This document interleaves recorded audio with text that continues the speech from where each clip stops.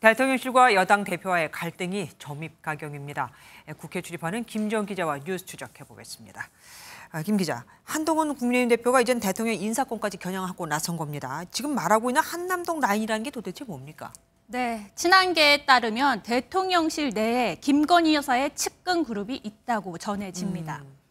대통령 경선 대선 때부터 김 여사와 인연을 맺은 이들로 알려졌는데 네. 현재 대통령실에서 비서관과 행정관의 공식 직책을 가지고 있습니다.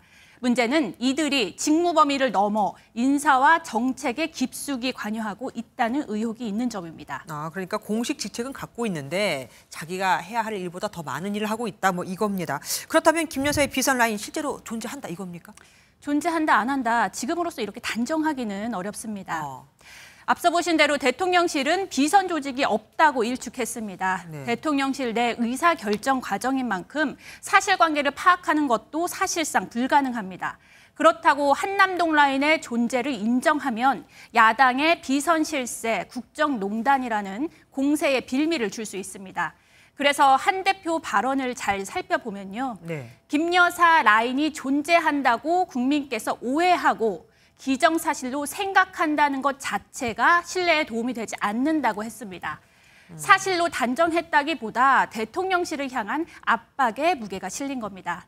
친한계 한 인사는 나중에 문제가 터지기 전에 김 여사를 둘러싼 세간의 소문과 의혹을 대통령실 스스로 해결할 수 있는 시간을 준 것이라고 설명했습니다. 그러니까 어떤 얘기를 할까, 얘기를 할까를 미리 좀 언질해 준 거다 이 뜻인가 봅니다. 그런데 아무래도 뭐 재보궐선거를 앞두고 민심을 달래보려고 하는 의도인 것 같기는 합니다만 그래도 이런 민감한 문제를 꼭 공개적으로 제기해야 됐을까요? 한동훈 대표에게 정치력이 부족하다는 지적이 이래서 나오는 거 아닌가 싶기도 하고요. 네, 실제 이렇게 대통령실이 비선 조직에 대해 직접 입장을 밝히도록 상황을 만든 것 자체가 한 대표의 그 정치적 미숙함을 드러낸다는 지적이 나옵니다. 권성동 의원은 친한계가 언급한 한남동 7인회에 빗대서 한 대표와 그 측근들을 도곡동 7인회라고 꼬집으며 참모진 쇄신이 먼저라고 비판했습니다. 도곡동은 한 대표의 자택이 있는 곳이죠. 하지만 당내 김 여사 문제가 인계점에 달했다는 게 한 대표 측 판단입니다. 특정 계파로 묶이지 않은 의원 여러 명에게 물어보니 지금 시점에서 김 여사 사과는 더는 의미가 없고 그 이상의 조치가 필요하다는 의견이 상당수였습니다. 한 대표의 방식에는 찬성하진 않지만 목소리를 낼 필요가 있다는 암묵적 동의가 있는 겁니다. 국민들이 그거에 대한 의혹을 갖고 있기 때문에 그걸 좀 달래가면서 용산하고 조율을 해야 되는 것도 또 현실적인 부분이거든요. 그러니까 무조건 물밑으로 해라. 이건 불가능해요.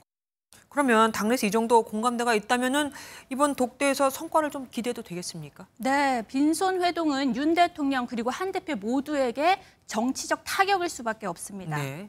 단순한 만남으로 끝난다면 당정 갈등만 재확인하고 당내 분열이 가속화할 수 있죠. 친한계 한 핵심 인사는 내부에서도 인적 쇄신 요구는 무리수라는 의견이 있었다며 그만큼 한 대표가 이번에는 어떤 성과라도 내야 한다는 의지가 강하다고 말했습니다. 이틀 뒤 열리는 재보선 결과도 중요한데요. 선거구 4곳 가운데 보수세가 강한 인천 강화와 부산 금정의 승리를 지켜내 한 대표의 힘이 실린다면 이번 독대에서 김 여사 문제 관련 대통령실에 의미 있는 변화를 기대할 수 있다는 관측입니다. 이번 선거로 또 심판을 받으면 어느 한쪽은 바뀔 수도 있겠죠. 김지영 기자와 함께했습니다. 고맙습니다.